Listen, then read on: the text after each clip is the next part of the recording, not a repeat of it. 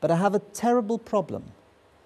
It all began several weeks ago when I lost several thousand loved ones to a horrible terrorist crime. I feel an overwhelming need to apprehend and punish those who committed this unbearably cruel act. But they designed their crime in such a diabolical fashion that I cannot do so, because they arranged to be killed themselves while committing the crime, and they are now all dead. I feel in my heart that none of these men, there's the conjunct there, could possibly have planned this crime themselves. Before I continue with the reading, I would like to point out the fact that there's still, or the meaning relationship has already become apparent and quite clear. In the previous paragraph, the author of the text says that he wants to get the criminals, and that they designed the crime in a diabolical fashion, but they're now dead. Then he says, I feel in my heart none of these men. You see, they did it, and now none of these men. Again, we have the meaning of concession there, because he's making a statement about that they couldn't have done it, and then something happened there. What is the conjunct that goes there? The conjunct is however. You see, a typical conjunct associated with the meaning of concession.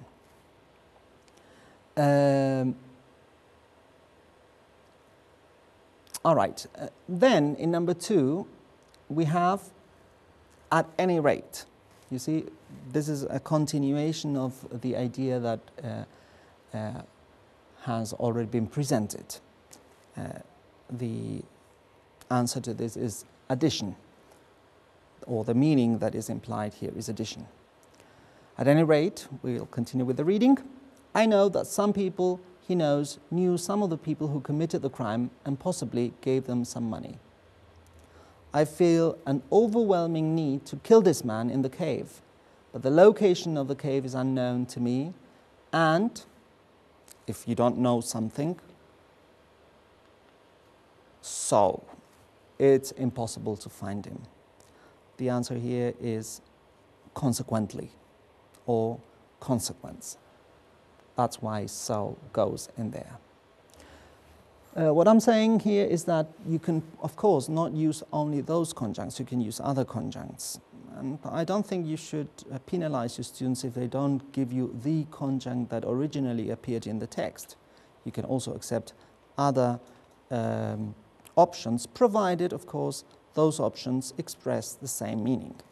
Instead of so, you could have accepted consequently, thus, hence, etc. Instead of however, you could have used nevertheless, notwithstanding, or other similar expressions. Let's continue. He's been allowed to stay in the cave, however, by the financial rulers of the country where the cave is, Afghanistan. So I feel an overwhelming need to kill those rulers.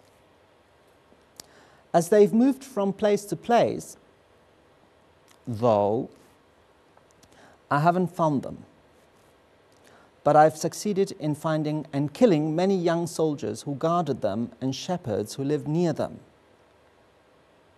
Nonetheless, I do not feel any of the expected closure, and, in fact, I'm becoming increasingly depressed and am obsessed with nameless fears. Can you help me?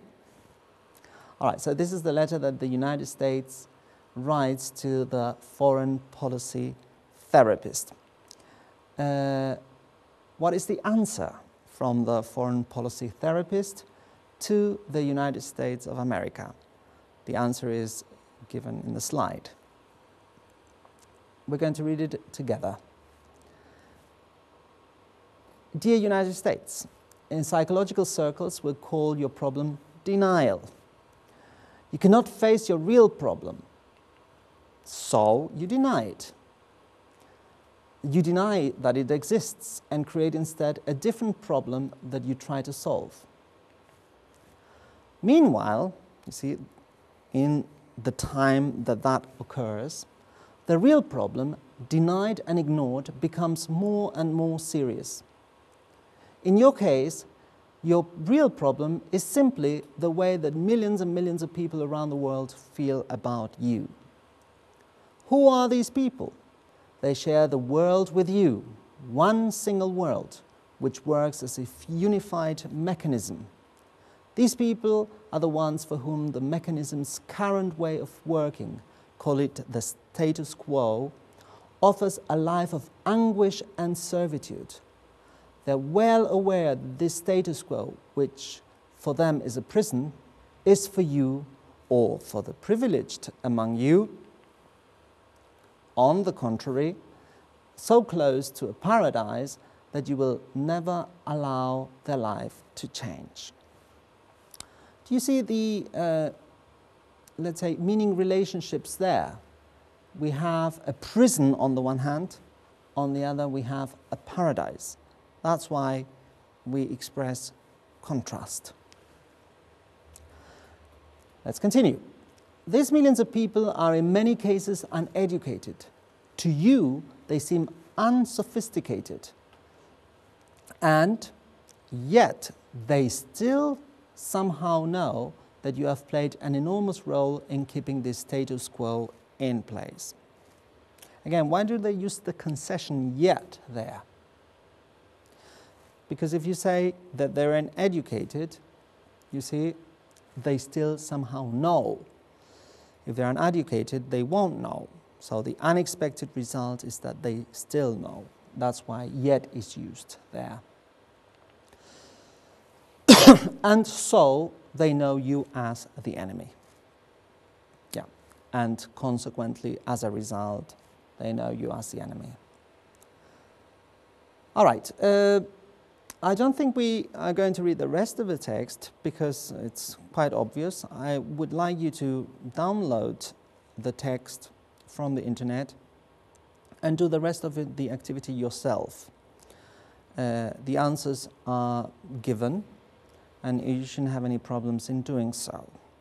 Now, for the purpose of a class itself, I think you have to give students a lot of time to do this.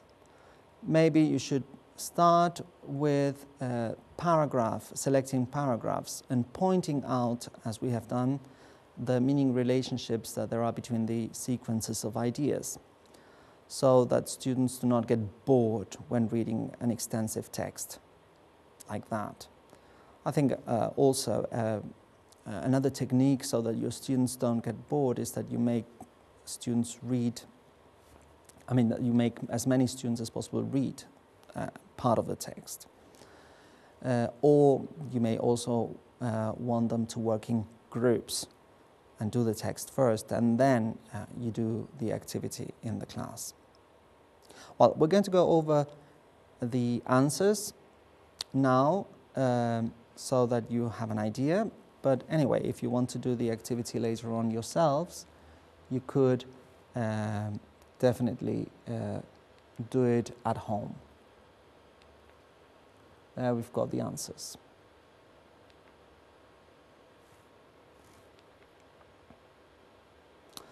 Okay, finally, in this lesson, I would like to ask you a couple of questions, right?